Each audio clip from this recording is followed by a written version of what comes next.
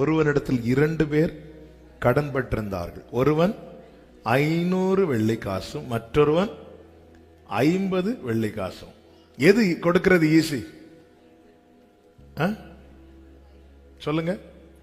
500 வெள்ளிக்காசு திருப்பி கொடுக்கிறது ஈஸியா, 50 வெள்ளிக்காசு திருப்பி கொடுக்கிறது ஈஸியா? சொல்லுங்க. கரெக்ட் தான், 50 தான்.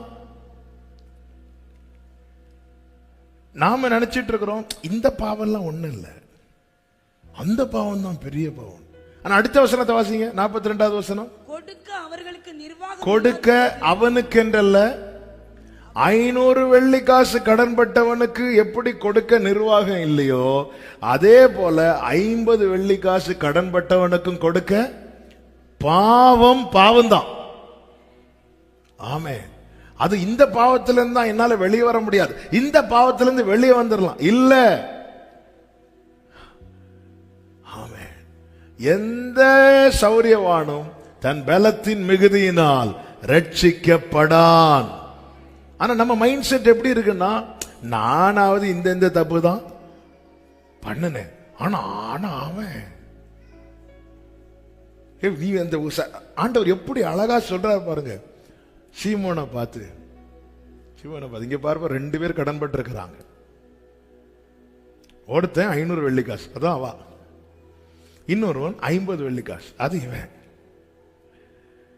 ஆனா சத்தியம் என்னன்னா 2 பேருக்குமே கொடுக்க நிர்வாகம் இல்லை. அது அவனுக்கு புரியல, ஏன்னா 50 தானே, இதெல்லாம் ஒரு தப்பா, இதெல்லாம் ஒரு தப்பா. ஆனா அவர் என்ன செய்கிறார், 2 பேருக்குமே மன்னிச்சிட்டார். இவனால அந்த மன்னிப்பை உள்வாங்க முடியல. சும்மா ஒருத்தன் இருக்கிறவனை கூப்பிட்டுட்டு போய், வாங்க நான் உங்களுக்கு சாப்பாடு வாங்கி கொடுக்குறேன், சாப்பாடு வாங்கி கொடுத்து அவன் எந்த அளவுக்கு நன்றி உள்ளனா இருப்பான்னு தெரியாது. ஆனா ரொம்ப பசியில, நாவெல்லாம் வறண்டு, ஆமே இனி எனக்கு இந்த சாப்பாடு இல்லைன்னா நான் செத்துருவேங்கிற நிலையில இருக்கிற ஒருவனுக்கு போய் சாப்பாடு வாங்கி கொடுத்தா அவன் வாழ்க்கை ஃபுல்லா மறக்க மாட்டான். நமக்கு கொடுக்கப்பட்ட மன்னிப்பை நம்ம எந்த அளவுல பார்க்கிறோமோ அந்த அளவுல தான் மற்றவர்களை நமக்கு மன்னிக்க முடியும். ஆண்டவரே, நான் உங்களை விட இந்த தப்பு பண்ணேன் இல்ல ஆண்டவரே, கொஞ்சமா இருந்தாலும் அதை அடைக்கிறதுக்கு என்ற நிர்வாகம் இல்லப்பா. ஒரு சின்ன காரியத்துல இருந்து கூட உங்க மன்னிப்பு, உங்க மீட்பு இல்லைன்னா என்னால வெளியே வர முடியாத ஆண்டவரே. நமக்கு கொடுக்கப்பட்ட மன்னிப்பை நம்ம பெருசா பார்த்தா, இயேசு வீட்டில் இருக்கிறார், சீமோன் இருக்கிறான். சீமோன்னா பேதர் கிடையாது, வேற ஒரு சீமோன், பாவியாகிய ஸ்திரீ இருக்கிறார். இவளை அவன் பார்த்து அவரை தப்பா நினைக்கிறான். ஆனா அவ எதையுமே மைண்ட் பண்ணாம கண்ணீரால பாதத்தை நினைக்கிறா, தனக்கு கொடுக்கப்பட்ட மீட்பை நினைக்கிறா, இயேசு தனக்கு செய்த நன்மையை நினைக்கிறா, தன்மையிலிருந்து ஆக்கினை அகற்றினது நினைக்கிறா, கல்லறியப்பட்டு மரிக்க வேண்டிய தனக்கு தேவன் வாழ்வு தந்தது நினைக்கிறா. யார் என்ன நினைச்சா என்ன, எனக்கு தேவன் பாராட்டின இரக்கம் பெரிதென்று நினைத்து அவர் பாதத்தை முத்தமிட்டு கொண்டிருக்கிறார். பிரியமான கர்த்தருடைய பிள்ளைகளே, ஆமா, இப்படிப்பட்டவா தெரியுமா இவா, எப்படிப்பட்டவன் தெரியும். ஓகேப்பா, இப்போ மாற்றத்தை பாருங்க. அனனியாவால பவுல மன்னிக்கவே முடியல. ஆண்டவர் சொல்றார், தமஸ்குல போய் அனனியா, அது சவுல் ஜெபம் பண்ணிட்டு இருக்கிறான், நீ போய் அவனுக்காக ஜெபம் பண்ணு, நீ போய் அவன் தலையில கை வைக்கிறது மாதிரி அவனுக்கு நான் தரிசனத்தை கொடுத்திருக்கிறேங்கிறார். எப்படி ஆண்டவரே, அவன் பொல்லாப்பை செய்தவன் அல்லவா?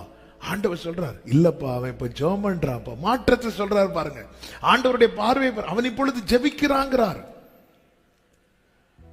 அனனியா ஆண்டவர்ட்ட அவனுடைய பாஸ்ட் சொல்றார், அவன் பொல்லாப்பை செய்தவன். ஆண்டவர் அவனுடைய பிரசன்ட் சொல்றார், அவன் இப்பொழுது ஜெபிக்கிறான், அவன் நான் தெரிந்து கொண்ட பாத்திரம்.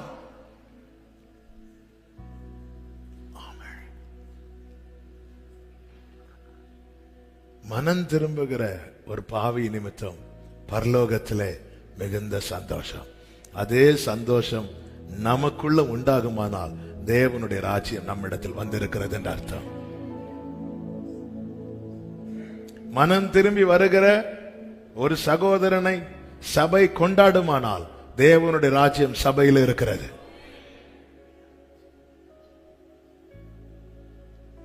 ஆமே. இல்ல இல்ல இல்ல இல்ல, இவனெல்லாம் மன்னிக்க முடியாது. ஆண்டவர் சொன்ன தேவனுடைய ராஜ்யம் உங்களுக்குள் இருக்கிறதே, உங்களுக்கு சமீபமா இருக்கிறதே.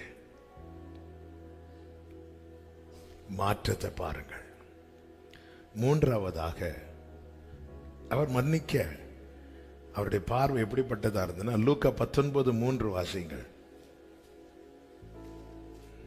அப்பொழுது பரிசேயர் அவரை சோதிக்க வேண்டும் என்று அவரிடத்தில் வந்து லூக்கா 19:3 இயேசு எப்படிப்பட்டவரோ என்று அவரை பார்க்க வகை தேடினான். நான் இந்த கண்ணோட்டத்தில் இந்த வார்த்தைகளை சொல்லுகிறேன். இப்போ இயேசுவை பார்க்கணும்னு ஆசைப்படுறான். இவன் செய்த அநீதியான செயல்கள் அனைத்துமே இயேசுவுக்கு விரோதமான செயல், தள்ளி நிற்கிறான். ஆனா இப்ப அவனுக்கு ஆசை, எனக்கு அவரை பார்க்கணும், எனக்கு அவர்கிட்ட பேசணும்.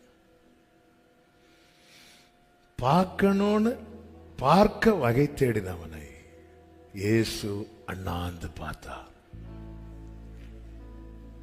சில நமக்கு ரொம்ப ஒரு தப்பான காரியம் செஞ்சிருப்பாங்க, ஆனா இப்ப அவங்களே இறங்கி வராங்க, வந்து பார்க்கணும் பேசணும் அப்படின்னு வரும்போது இயேசு முகத்தை திருப்பிட்டு போகல. அவன் பார்க்க வகை தேடினான், இயேசு அவனை அண்ணாந்து பார்த்தார். ஆமே. அவனுக்குள்ள இப்பொழுது இருக்கிற விருப்பம் என்ன? இனியும் அவன் இப்படிப்பட்ட பொல்லாப்பதான் செய்ய விரும்புவானா? இனியும் நான் அநியாயமா தான் சம்பாதிப்பேன், இனியும் நான் ஏழைகளை கொள்ளையிடுவேன். அப்படி அவன் போகல. நான் கொள்ளையிட்டேன், அநியாயமாய் சம்பாதித்தேன், எல்லாம் செஞ்சேன். ஆனா இப்ப தப்பு பண்ணிட்டாங்க, ஒருத்தங்க நமக்கு ஒரு தீங்கு செஞ்சுட்டாங்க, இப்ப பார்க்கணும்னு ஆசைப்படுறாங்க, பேசணும்னு விரும்புறாங்க. இல்ல இல்ல, என்ன வந்தாலும் அவன் முகத்துல நான் முழிக்க மாட்டேன், அப்படி ஆண்டவர் சொல்லல. 4வது வசனத்தை வாசிங்க, 5வது வசனத்தை வாசிங்க. இயேசு அந்த இடத்தில் வந்தபோது அண்ணாந்து பார்த்து, இங்க சகைவு இருக்கிற அந்த பக்கம் யாரும் திரும்பாதீங்க, நேரா அப்படி சொல்லல. அவர் அண்ணாந்து பார்த்து, நீ பார்க்க ஆசைப்பட்டல சகைவே, வா நான் வீட்டுக்கு வரேன். ஆமே. ஏசு அவன்கிட்ட இன்டைரக்டா கூட சொல்லல, உன் வீட்டுல அது இருக்கு இது இருக்குன்னு. அன்பு திரளான பாவங்களை மூடும், அதன் அடையாளம் தான் அவனே சொல்லுகிறான். என் ஆஸ்தியில பாதையை நான் ஏழைக்கு கொடுத்துறேன். நான் யார்கிட்டையாவது அநியாயமா வாங்கியிருந்தா நாளத்தனையாய் நான் திரும்ப கொடுக்கிறேன். நமக்கு விரோதமா இருந்தவங்க இப்ப நம்ம பார்க்க விரும்புறாங்க, நம்ம கூட பேச விரும்புறாங்க, நம்ம கூட ஒப்புரவாக விரும்புறாங்கன்னு வைக்கல. நம்முடைய மனநிலைமை என்ன? இயேசு வாழ்நாள் ஃபுல்லா அந்த வீட்டுல தங்கல, விசிட் பண்ணிட்டு ஒப்புரவாயிட்டு அவர் போயிட்டார், அவ்வளவுதான். ஒருத்தங்களை மன்னிச்சதும் திருப்பி அவங்கள தோல்ல தூக்கி வச்சுட்டு இல்ல. கர்த்தர் அவன் அதுக்கப்புறம் எல்லாரும் அவனை பாவினாங்க, கர்த்தர் அவனை ஆபிரகாமின் குமாரன் என்றார், ஒப்புரவாயிட்டு போயிட்டார். ஒரு இடத்தை விட்டு நாம கிடக்கும் போது அந்த இடத்துல ஒரு பகையோ கசப்பையோ வச்சுட்டு போயிடக்கூடாது, அந்த இடத்துல ஒப்புரவாகுதல தான் வச்சுட்டு போனோம். இயேசு தம்முடைய மரணத்தின் மூலமாக பகையாய் நின்ற சுவரை தகர்த்து இரு திறத்தாரையும் ஒன்றாக்கினார்.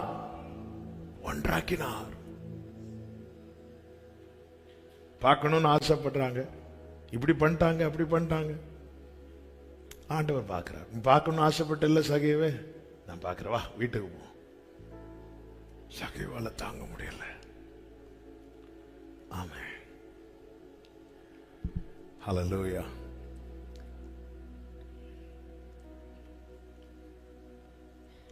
நேரம் போகிறதுனால அடுத்த 2 காரியத்தை சொல்லி முடிக்கிறேன். 4வதாக, நம்மோடு பழகின பழக்கத்தை பார்க்க வேண்டும். இயேசுவின் பார்வை அப்படிதான் இருந்துச்சு. பேதுரு இயேசுவை 3 முறை மறுதலித்தார். 3 முறை மறுதலித்த பேதுருவை கர்த்தர் கிருபையாய் மன்னித்தார். ஏன்னா இயேசு 3 முறை மறுதலித்ததை பார்க்கவில்லை, 3.5 வருஷம் தன்னோடு பழகினதை பார்த்தார். நம்ம 3.5 வருஷம் பழகினதை பார்க்க மாட்டோம், 3 முறை. ஆனாலும் என்ன எப்படி சொல்லிட்டாங்க தெரியுமா? சொன்னாங்கதான், ஒரு சூழ்நிலையில சொல்லிட்டாங்க. ஆனா இத்தனை வருஷம் இந்த பேதுரு போட்டை கொடுத்தான், வீட்டை கொடுத்தான், வாழ்க்கையை கொடுத்தான், கடைசி வரை உங்களுக்காக கத்தி வரை எடுத்தான்.